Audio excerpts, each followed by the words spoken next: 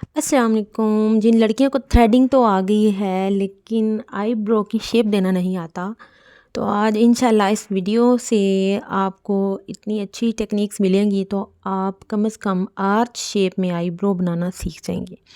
तो फोकस करें, बहुत जूम करके वीडियो बनाई है मैंने।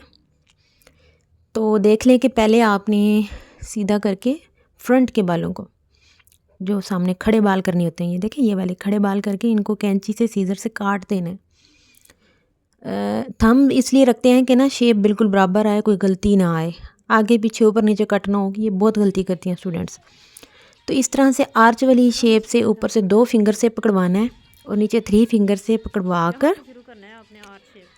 यहाँ से शुरू करना है। आर्च में ये जो होती है ना, ये जगह, इसको आर्च कहते हैं।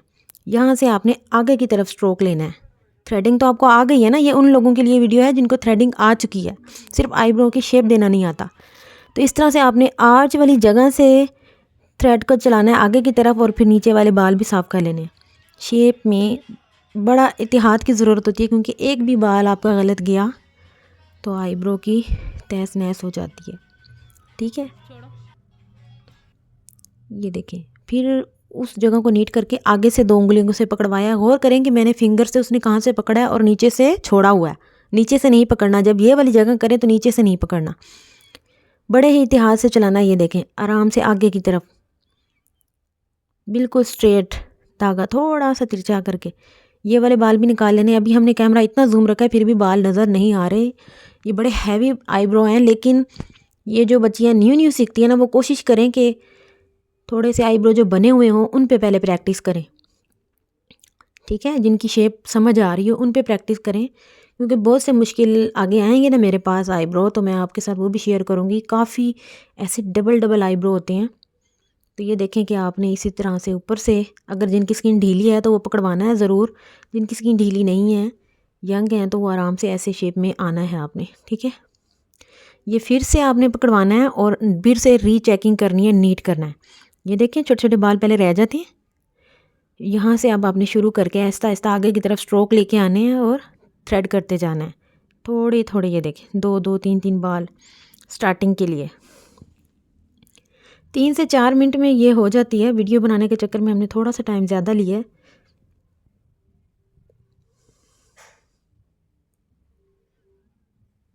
किस तरह से फिंगर, किस तरह से धागा चल रहा है और किस तरह से फिंगर कहाँ पर टैप की जा रही हैं, पकड़ा जा रहा है आईब्रो को, ये नोट करना है आपने। और ये छोटे छोटे से बाल रह जाए ना, ये देखें अभी भी, उसको नीट करना है। बिगनर्स के लिए ये वीडियो। ये देखें, बिल्कुल बराबर खड़े बाल। ट्यूज़र मैंने किस तरह से पकड़ा, नहीं चलाना आता तो नोट करें किस तरह से पकड़ कर किस तरह करना है।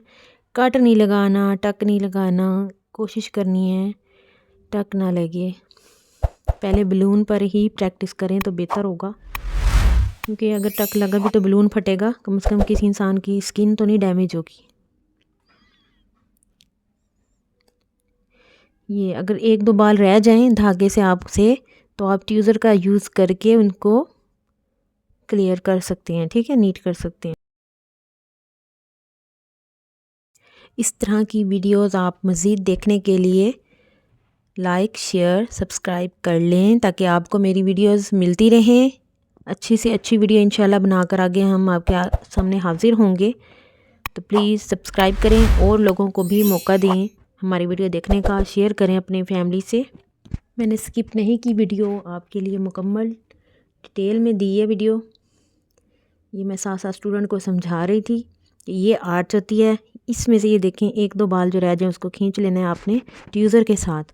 अगर आपको धागा अभी प्रैक्टिस नहीं है ना, इवन तो हम ये सारा धागे से ही कर लेते हैं, लेकिन ये जो बिगनर्स हैं ना, उनके लिए थोड़ा सी मुश्किल होती है, तो वो ट्यूज़र का यूज़ कर सकती हैं शुरू में।